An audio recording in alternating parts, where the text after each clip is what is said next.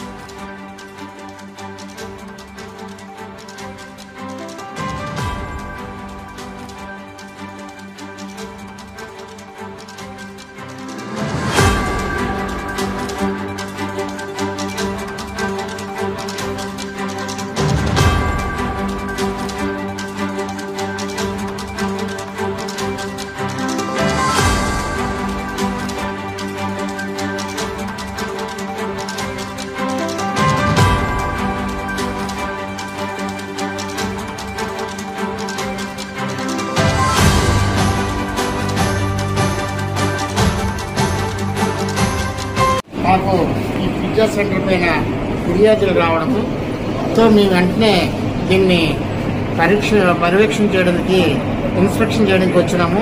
Inspection చేస్తూ ఈ pizza సెంటర్లో కొన్ని ఆహార పదార్థాలని శాంపిల్గా సేకరించి అది ఫుడ్ ల్యాబొరేటరీ నాచారానికి పంపించడం జరుగుతుంది. పిజ్జాలో స్మెల్ వస్తుందని ఏవో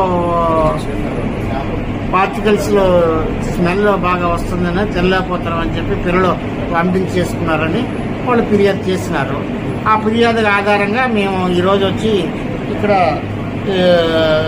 ఇన్స్పెక్షన్ చేసి శాంపుల్ తీసి ల్యాబ్కు పంపిస్తాం.